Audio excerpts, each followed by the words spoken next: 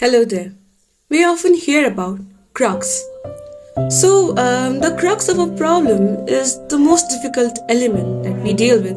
To solve a problem, we need to focus on the crux and develop a strategy to overcome it. Focusing on strategies, not on the goals, is the most suggested way, let's say. Yes, goals are important, but they are not enough. You also need to have a strategy for how you are going to achieve your goals. Leaders can turn their strategic ideas into precise, unified action and or steps. So a good strategy is a clear, concise and easy to understand. It should be actionable as well so that you can start taking steps towards your goal right away. Follow your strategies step by step. Or once you have a strategy, it is important to follow it step by step. This will help you to stay on track and make sure that you are making progress towards your goal. So your growth aspirations may be unrealistic. It is important to be realistic about your goals. If you set your sights too high, you may become discouraged and eventually give up. So, diagnose the problem before you try to solve it. Before you can solve a problem, you need to understand what the problem is. This means taking the time to diagnose the problem and identify the root cause. Having an edge makes a difference. In order to be successful, you need to have an edge over your competitors.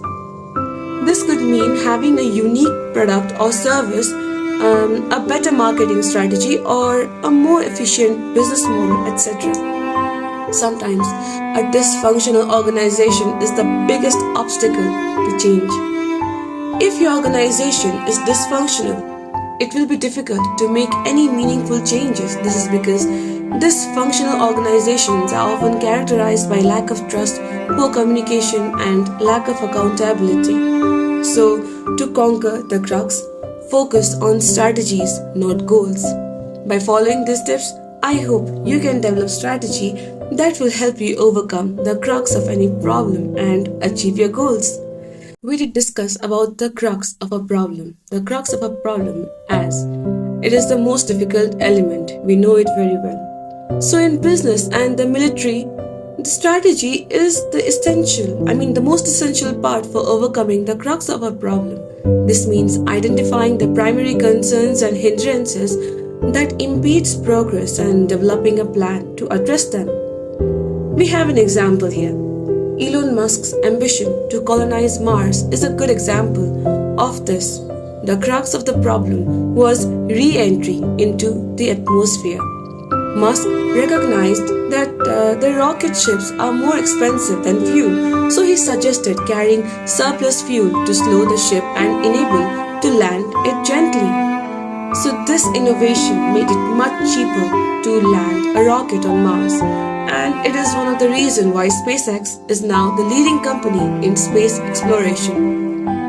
Here, to conquer crux of a problem, focus on strategies. I have been repeating it again and again, not on the goals. So this means having a clear vision or having a clear understanding of the problem and developing a plan that will address the primary concerns and hindrances. It is also important to be realistic about your goals and to be willing to adapt to your strategy as needed.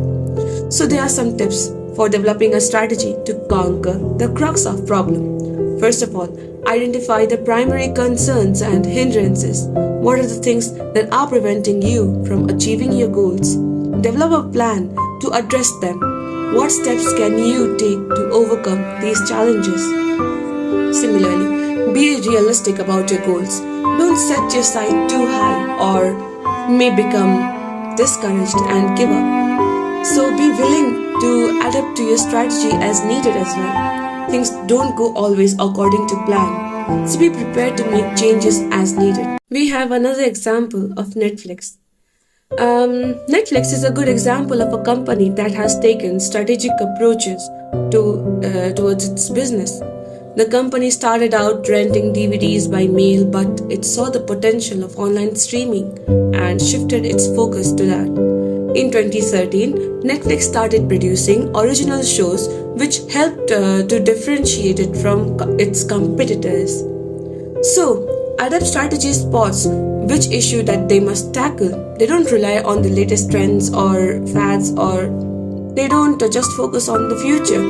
Instead, they focus on the present and identify the problems that needs to be solved.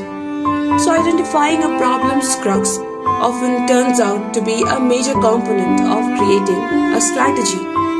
The crux is the most difficult part of a problem, and once you solve it, the rest of the problem will often be easier to solve. So, following your strategy step by step is essential for success. It is easy to get sidetracked or lose sight of your goals, but if you stay focused and disciplined, you may be more likely to achieve your objectives. There is an old aphorism that the key to strategy is playing the games you can win. This means setting realistic goals and focusing on your strengths. If you try to do too much, you'll likely fail. So I hope by following these principles, you can develop strategic approach that will help you achieve your goals. So there are some additional tips for developing strategic approaches, like be clear about your goals. What do you want to achieve? Analyze your strengths and weaknesses. What are you good at? What do you need to improve, etc. Identify your opportunities and threats. What are the potential challenges and opportunities in your industry? Develop a plan to achieve your goals.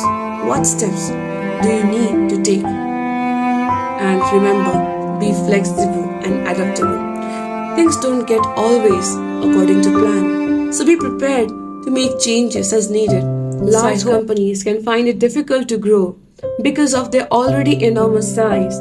For example, if Walmart has to double its size, Walmart would have to acquire Amazon or AT&T. However, these companies can still find realistic growth through new ventures or specific product lines.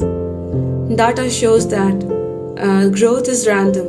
A company whose growth suddenly jumped from single digit to 20% would see a jump in its stock price.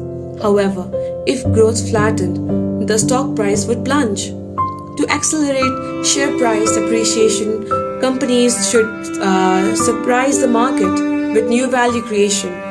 Bringing the value to more product, that value to more products or buyers is a strategic extension.